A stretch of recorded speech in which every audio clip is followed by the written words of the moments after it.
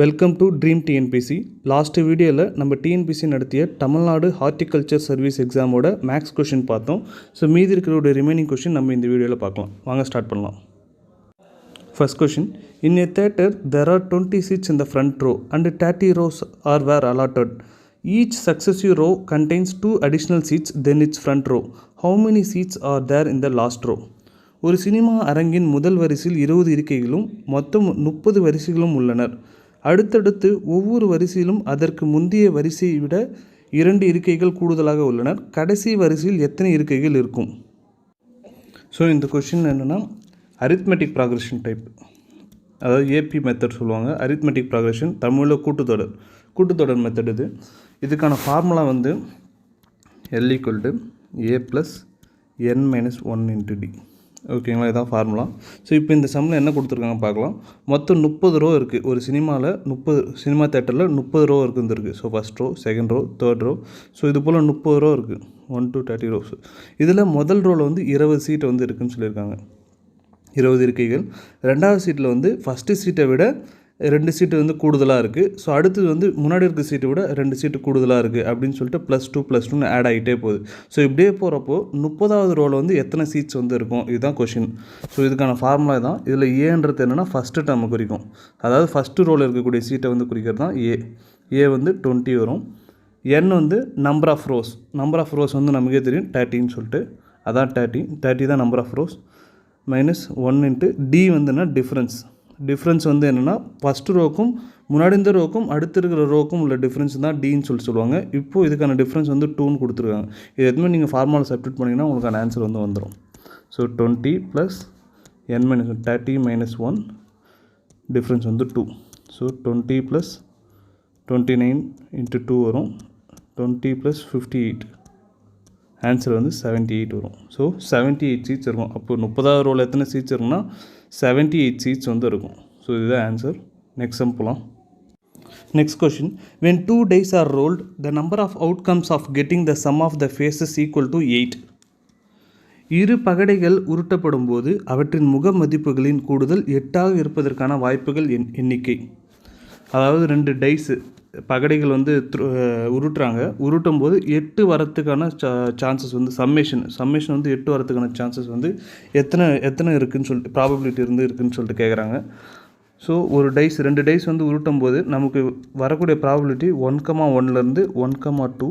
So டோட்டலாக நமக்கு 6,6 வரைக்கும் வரத்துக்கான சான்சஸ் இருக்குது. அதில் நமக்கு 8 வரத்துக்கான சான்சஸ் வந்து எத்தனை முறை இருக்குன்னா 2,6, 6,2 வரும், 4,4 வரும். நெக்ஸ்ட்டு 5,3, 3,5. ஸோ இந்த 5 முறை தான் நமக்கு 8 கூடுதல் summation of faces equal to 8 வரத்துக்கான சான்சஸ் வந்து இந்த 5 முறை தான் இருக்குதுன்னு சொல்லிட்டு தெரியும் நமக்கு. ஸோ ஆன்சர் வந்து 5 தான். 5 டைம்ஸ் வந்து வரும். நெக்ஸ்ட் கொஷின் போகலாம். Next question, the probability of red marble selected at a random from a jar containing P red, Q blue and R green marble is. P சிவப்பு, Q நீலம், R பச்சை நிற கூழாங்கற்கள் உள்ள ஒரு குடுவையில் இருந்து ஒரு சிவப்பு நிற கூழாங்கல் கிடைப்பதற்கான நிகழ்தகவு. ஸோ என்ன கொடுத்துருக்காங்கன்னா ஒரு ஜார் வந்து இருக்குது. அந்த ஜாரில் மார்பிள்ஸ் வந்து இருக்குது, கூழாங்கற்கள் வந்து இருக்குதுன்னு சொல்கிறாங்க. அதாவது ரெட் கலர், ப்ளூ கலர் மற்றும் க்ரீன் கலர் வந்து இருக்குது. அதில் நம்ம வந்து ஒரு டைம் எடுக்கும்போதும் ரெட்டு வரத்துக்கான சான்சஸ் வந்து எத்தனை முறை இருக்குது, அதாவது ப்ராபபிலிட்டி வந்து கேட்டிருக்காங்க. ஸோ இதுக்கு ப்ராபபிலிட்டி ஃபார்முலா வந்து நமக்கு தெரியும், number of exponent divided by number of summation. So இதுதான் நம்மளுடைய ப்ராபபிலிட்டி ஃபார்முலா. ஸோ எக்ஸ்போனன்றது ஒன்றும் இல்லை. ஸோ எந்த கலர் வந்து கேட்டிருக்காங்க, ரெட் மார்பிள் வரத்துக்கான சான்சஸ் தான், அதான் எக்ஸ்போனன்ட்டு சொல்லுவாங்க. ஸோ அது வந்து ரெட்டுக்கு வந்து இங்கே வந்து Pன்னு கொடுத்துருக்காங்க. P சம்மேஷன்றதுனா கொடுத்துக்கிற எல்லா கலரோட சம்மேஷன் தான் சம்மேஷன் சொல்லுவாங்க. அதில் P + Q + R. ஸோ இதான் 3 சம்மேஷன். அதில் ரெட்டு வரத்துக்கான சான்சஸ் வந்து இத்தனை டைம் இருக்குது. இதுதான் ப்ராபபிலிட்டி. ஸோ ஆக்சுவலாக ஃபார்முலாவில் தான் டெரைவ் பண்ணியிருக்காங்க. ஸோ B ஆப்ஷன் தான் கரெக்டு. நெக்ஸ்ட் கொஷின் போகலாம். A students can type 21 pages in 15 minutes. At the same rate, how long will it take the student to type 84 pages? ஒரு மாணவனால் 15 நிமிடங்களில் 21 பக்கங்களை தட்டச்சு செய்ய முடியும். இதே வேகத்தில் அந்த மாணவனுக்கு 84 பக்கங்கள் தட்டச்சு செய்ய எவ்வளோ நேரம் ஆகும்? ஸோ ஒன்றும் இல்லை, ஒரு மாணவன் வந்து 15 நிமிஷத்தில் 21 பேஜ் வந்து கம்ப்ளீட் பண்ணுறான். அப்போது 84 பேஜை கம்ப்ளீட் பண்ண எத்தனை நிமிஷம் ஆகும்னு சொல்லிட்டு கேட்டிருக்காங்க. ஸோ இது ஒன்றும் இல்லை, இதை கிராஸ் மல்டிப்ளை பண்ணிங்கன்னா உங்களுக்கான ஆன்சர் வந்து வந்துடும். அப்போ 84 × 15 டிவைடட் பை 21 கேன்சல் பண்ணிங்கன்னா 4 டைம்ஸு 60. ஸோ 60 மினிட்ஸ் ஆகும். அப்போது 84 பேஜஸ் வந்து டைப் பண்ணுறதுக்கு 60 மினிட்ஸ் வந்து ஆகும். ஸோ இதுதான் ஆன்சர். நெக்ஸ்ட் கொஷின் போகலாம். Next question, the breadth of rectangular field is 60% of its length. If the perimeter of the field is 800 meter, what is the area of the field? ஒரு செவ்வக violin அகலம் நீளத்தின் 60% ஆகும். அவ்வயலின் சுற்றளவு 800 metre எனில் அவ்வயலின் பரப்பளவு காண்க. ஸோ ஒன்றும் இல்லை, ஒரு ரெக்டாங்குலர் ஃபீல்டு இருக்குது. ரெக்டாங்குலர் ஃபீல்டு இது லென்த் இது. ஸோ பிரெத்து கொடுத்துருக்காங்க. பிரெத்துன்றது என்னென்னா லென்த்தோட 60% தான் பிரெத்துன்னு சொல்லியிருக்காங்க. அதாவது அகலத்தோட 60% தான் நீளம் சொல்லிட்டு சொல்லியிருக்காங்க. அப்போது breadth equal to 60% of L. So இதுதான் பிரெத்து. லென்த் வந்து நமக்கு தெரியல, பிரெத்து கொடுத்துருக்காங்க. பெரிமீட்டர் கொடுத்துருக்காங்க. பெரிமீட்டர்ன்றது ஒன்றும் இல்லை, சுற்றளவு வந்து கொடுத்துருக்காங்க. சுற்றளவுன்றது நமக்கு தெரியும், 2 × L + B that is equal to 800. இதான் செவ்வகத்தோட சுற்றளவு. இதிலேருந்து நம்ம வந்து இந்த 2 வந்து இந்த சைடால் நீங்கள் கேன்சல் பண்ணிங்கன்னா 400 வரும். அப்போது L + B = 400ன்னு தெரியும். நெக்ஸ்ட்டு பிரெத்தோட வேல்யூ வந்து கொடுத்துருக்காங்க. பிரெத் வந்து 60%, 60/100 × L. ஸோ இது ரெண்டு தான் கொடுத்துருக்காங்க. அவங்க வந்து கொஷனில் என்ன கேட்டாங்க, ஏரியா ஆஃப் த ஃபீல்டு தெரியணும். இப்போ இந்த ரெண்டு டேட்டா வச்சு தான் நம்ம வந்து எல்லை வந்து ஃபைண்ட் அவுட் பண்ணணும். ஸோ இந்த பிரெத் எடுத்துன்னு வந்து இந்த ஈக்குவேஷனில் வந்து சப்ஸ்டியூட் பண்ணலாம் ஃபஸ்ட்டு. ஓகேங்களா, திரும்பி எழுதுகிறோம் பாருங்கள். L + B = 400. Next breadth equal to 60%, 100 பண்ணணும். 60% ஆஃப் லென்த்துன்னு தெரியும். ஸோ இப்போ இது வந்து நான் இதில் சப்ஸ்டியூட் பண்ணுறேன். L + 60 / 100 L that is equal to 400. ஓகேங்களா, இதில் நான் L வந்து காமனாக வெளியே எடுக்கிறேன். அப்போது 1 + 60 / 100 = 400. நெக்ஸ்ட்டு L இன்ட்டு இது இந்த சைடு மல்டிப்ளை ஆனால் 160/100 வரும். 100 = 400 வரும். இப்போ இது நீங்கள் கிராஸ் மல்டிப்ளை பண்ணிங்கன்னா L = 400 × 100 / 160. ஸோ ஒரு ஜீரோவுக்கு ஒரு ஜீரோ கேன்சல் பண்ணுங்கள். 16 டேபிளால் இதை அடிச்சிங்கன்னா 25 டைம்ஸ் வரும். ஸோ 25 × 10 L = 250 வந்து கிடைக்கும். ஸோ L வந்து 215 கண்டுபிடிச்சாச்சு. L = 215 கண்டுபிடிச்சாச்சு. நெக்ஸ்ட்டு பிரெத்து வந்து இதோட 60% தான் பிரெத்து. அப்போது 100% வந்து 250னா அப்போ 60% வந்து எவ்வளோன்னு சொல்லிட்டு கேட்கணும். அப்போது 250 × 60 / 100 அப்படியே கிராஸ் மல்டிப்ளை பண்ணியிருக்கேன். இப்போது 0 0 0 0 கேன்சல் பண்ணிங்கன்னா 25 6 are 150. ஸோ பிரெத் வந்து 150 தெரிஞ்சிருச்சு. ஓகே, இப்போ லென்த்து L = 250, B = 115 தெரிஞ்சிச்சு. இப்போ ஏரியா கேட்குறாங்க. ஒரு ரெக்டாங்குலர் ஃபீல்டோட ஏரியா வந்து தெரியும், லென்த் இன்ட்டு பிரெத்து. ஸோ ரெண்டுத்தையும் மல்டிப்ளை பண்ணிங்கன்னா முடிச்சு 25 × 250 × 150. ஸோ கிராஸ் மல்டிப்ளை பண்ணிங்கன்னா 37,500 வந்து கிடைக்கும். ஓகேங்களா, சாரி மல்டிப்ளை பண்ணிங்கன்னா 37,500 கிடைக்கும். ஸோ இதுதான் ஆன்சர். ஸோ நெக்ஸ்ட் சம் போகலாம். The cost of a machine is 18,000 rupees and depreciates at the rate of 16.2/3% annually. Its value after 2 years will be. ஒரு இயந்திரத்தின் விலை 18,000 ரூபாய். அது ஆண்டுக்கு 16 × 2/3% வீதம் தேய்மானம் அடைகிறது. 2 ஆண்டுகளுக்கு பிறகு அதன் மதிப்பு.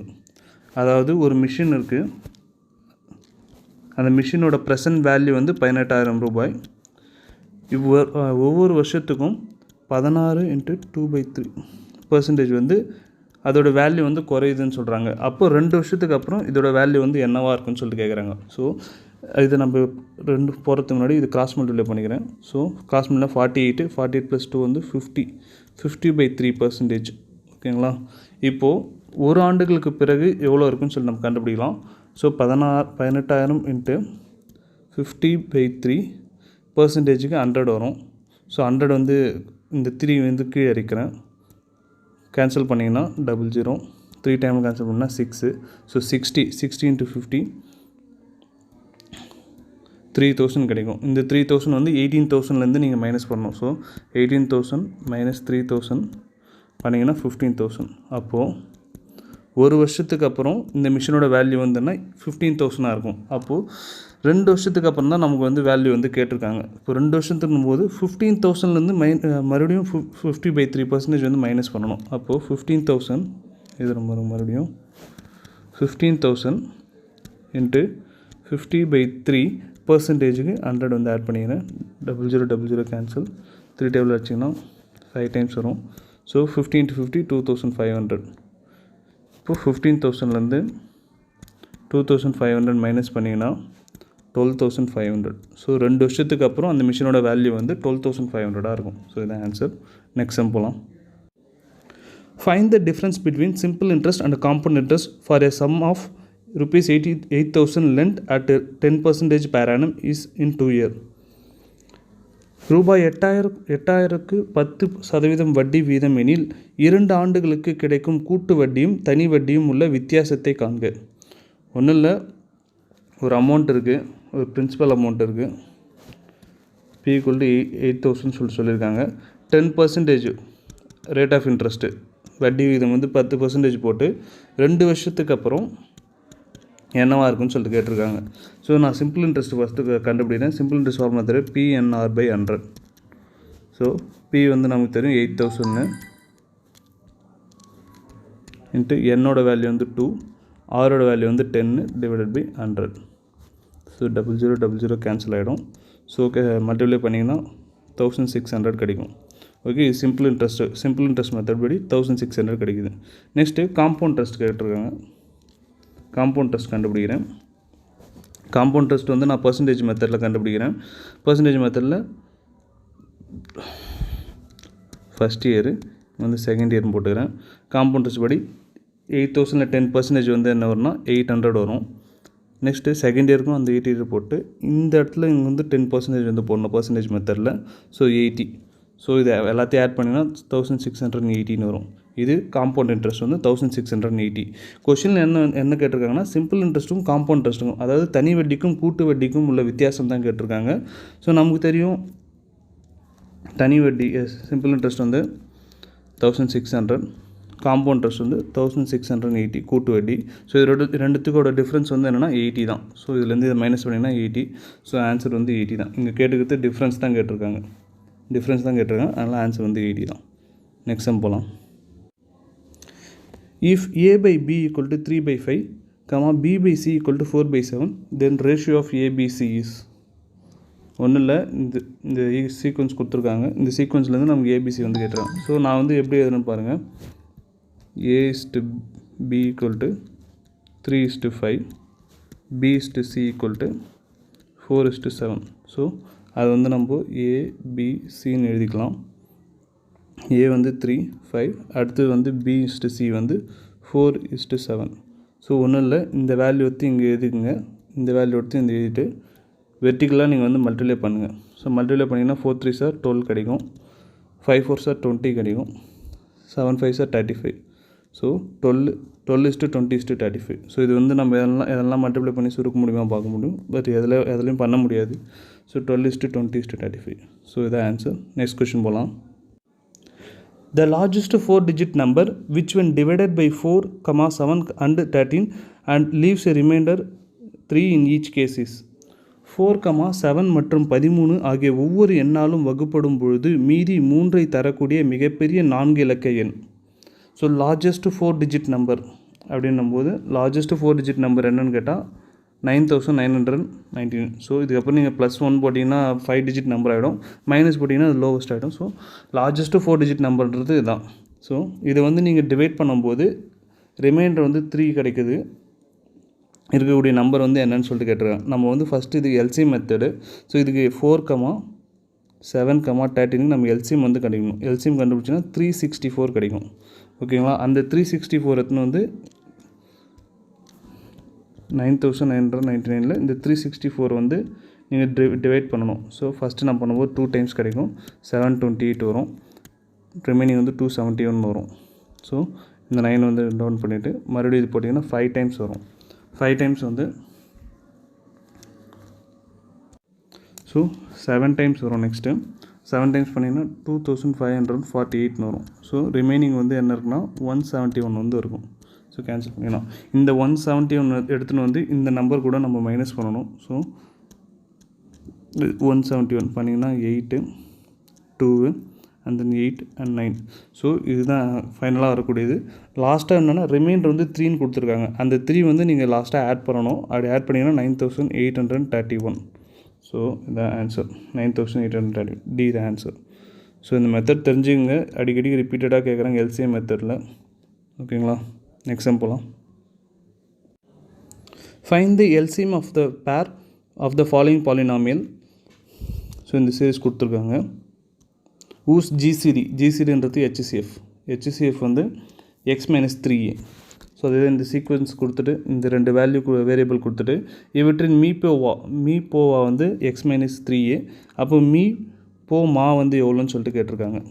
ஓகேங்களா, இப்போது இந்த சீக்வன்ஸ் இருக்குது. இந்த சீக்வன்ஸுக்கு வந்து நான் பிரிக்கிறேன். ஸோ 2 வேரியபிள் இருக்குது. First x-4 27a³ x. So இது வந்து நான் காமனாக எக்ஸு காமனாக இருந்தாலும் நான் எக்ஸு வந்து காமனாக வெளியே எடுக்கிறேன். அப்போ x³ மைனஸ் 27a³. ஓகேங்களா, ஸோ இது வந்து எந்த ஃபார்முலா வந்து இருக்குன்னா a³ மைனஸ் b³ அந்த ஃபார்முலா இருக்குது. இது வந்து 3³ கூட எழுதிக்கலாம். ஸோ a³ மைனஸ் b³ அந்த ஃபார்முலா வந்துருக்கு. நமக்கு தெரியும் ஃபார்முலா வந்து தெரியும், a³ minus b³ equal to எந்த ஃபார்முலா தெரியும், a minus b a² plus ab plus b². So இதுதான் ஃபார்முலா. அதுபடி பார்க்கும்போது x-3a இங்கே a²ன்றது எக்ஸ் தான், x² plus 3ax plus 9a². ஓகேங்களா, இதுதான் இந்த வேரியபிளோட ஃபைனல் ஆன்சர் இதுதான். நெக்ஸ்ட்டு இன்னொன்று கொடுத்துருக்காங்க x மைனஸ் 3a². ஓகேங்களா, ஸோ அதை நம்ம எக்ஸ்பேண்ட் பண்ணோன்னா x மைனஸ் 3a. ஸோ இதை நம்ம எக்ஸ்பேண்ட் பண்ண முடியும். ஸோ எக்ஸ்பேண்ட் பண்ணோன்னா ஒன்றும் இல்லை, இது ஸ்கொயரை வந்து நான் 2ஆக மல்டிப்ளை பண்ணுற மாதிரி போட்டிருக்கேன். ஸோ நமக்கு தெரியும் HCF வந்து x மைனஸ் 3aன்னு சொல்லிட்டு தெரியும். அப்போ இந்த 2 வேரியபிள் வந்து HCF நீங்கள் காமனாக வெளியே எடுத்திங்கன்னா x மைனஸ் 3a. ஸோ அதை வந்து காமனாக எடுத்திங்கன்னா x மைனஸ் 3aன்னு வந்துடும். ஓகேங்களா, நமக்கு கேட்டுக்கிறது எல்சிஎம் தான் கேட்டிருக்காங்க. ஸோ எல்சிஎம் வந்து என்னென்னா ஸோ எல்சிஎம்ன்றது என்னென்னா இந்த 2 வேல்யூ HCF எடுத்துட்டோம், மீதி இருக்கிற ரிமைனிங் வேல்யூ நம்ம ஆட் பண்ணணும். ஸோ நம்ம இங்கே வந்து எக்ஸை காமனாக வெளியே எடுத்துருப்போம். அந்த எக்ஸை வந்து நான் இங்கே போட்டுக்கிறேன். Next x minus 3a. So இந்த 3a வந்து இங்கே போட்டுருவேன், x மைனஸ் 3a. நெக்ஸ்ட் அதுக்கப்புறம் இந்த வேல்யூ வந்து இங்கே எழுதிக்கிறேன், x² plus 3ax plus 9a². ஓகேங்களா, ஸோ ஃபைனலாக வந்து இந்த ரெண்டுத்தையும் நான் மறுபடியும் ஜாயின் பண்ணிடுறேன். x மைனஸ் 3aவும் x மைனஸ் 3a² நான் ஜாயின் பண்ணிடுறேன். ஸோ ஃபைனலாக வரக்கூடிய ஆன்சர் வந்து இங்கே இருக்குது பாருங்கள், x minus 3a² x plus 3ax plus 9a². So ஒன்றும் இல்லை, இந்த வேரியபிள் இருக்குது. இந்த வேரியபிள் வந்து நம்ம ஃபார்முலா எடுத்து எக்ஸ்பெண்ட் பண்ணுறோம். அந்த எக்ஸ்பெண்ட் பண்ணிவிட்டு HCF வந்து காமனாக எடுத்துகிட்டு மிச்சம் இருக்கிறது எல்லாத்தையும் சேர்த்திங்கன்னா எல்சிஎம் வந்து கிடச்சிடும். ஸோ இதுதான் ஆன்சர். நெக்ஸ்ட் கொஷின் போகலாம். Find the GCD of the following. மீ-போவா காண்க. ஸோ ஜிசிடிக்கு ஃபஸ்ட்டு நான் நம்பர் கண்டுபிடிக்கிறேன். ஜிசிடினா HCF. ஃபஸ்ட் நான் இருக்கிற நம்பர் HCF கண்டுபிடிக்கிறேன். 35 49 14. இதுக்கு HCF வந்து காமனாக மல்டிப்ளை ஆனால் HCF சொல்லலாம். 7ஆல் பண்ணுறேன் நான். 7ஆல் பண்ணும்போது இது 5 டைம்ஸு 7 டைம்ஸு 2 டைம்ஸ். ஸோ மற்றது இந்த டேபிள் வந்து எதனா காமனாக பண்ண முடியாது. ஸோ 7 தான் HCF வந்து 7. நெக்ஸ்ட்டு இந்த வேரியபிள்ஸ்க்கு வந்து பார்க்கணும். வேரியபிள்ஸ் HCF பொறுத்த வரைக்கும் லோவஸ்ட் நம்பர் எது இருக்கோ அதான் நம்ம எடுக்கணும். ஸோ இப்போ எக்ஸ் வந்து இருக்குது, இந்த வேரியபிள் x⁴ இருக்குது, இங்கே x² இருக்குது, இங்கே எக்ஸ் இருக்குது. எது வந்து லோவஸ்ட்டுன்னு பார்க்கும்போது எக்ஸ் தான் லோவஸ்ட்டு. அப்போது 7x. நெக்ஸ்ட்டு ஒயில் பார்க்கணும், y³ y அண்ட் y² இருக்குது, இங்கே y தான் நமக்கு லோவஸ்ட்டு. So y. இது நெக்ஸ்ட்டு Z பார்க்கும்போது Z² தான். ஸோ z⁴ z³ z² இருக்குது, z² தான் கம்மியானது. ஸோ இதுதான் HCF. இதே எல்சிஎம் கேட்டிருந்தாங்கன்னா நம்ம வந்து ஹையஸ்ட் நம்பர் வந்து எடுத்துகிட்டு இதில் எக்ஸில் பார்க்கும்போது x⁵ தான் ஹையஸ்ட்டாக இருக்குது. ஸோ இதுதான் நம்ம எடுக்கணும். இங்கே கேட்டுக்கிறது HCF தான் கேட்டிருக்காங்க. நம்ம வந்து எது லோவஸ்ட்டாக இருக்குமோ அதான் எடுக்கணும். ஸோ ஆன்சர் வந்து D தான் ஆன்சர். ஸோ நெக்ஸ்ட் கொஷின் போகலாம். 10% of 5 and 5% of 10 add up to 5% மற்றும் 10% ஆகியவற்றின் கூடுதல். ஒன்றும் இல்லை, 5ஓட 10% ப்ளஸ்ஸு 5% ஆஃப் 10ஓட 5% இது ரெண்டும் கூட்டினீங்கன்னா எவ்வளோ வரும்னு சொல்லிட்டு கேட்குறாங்க.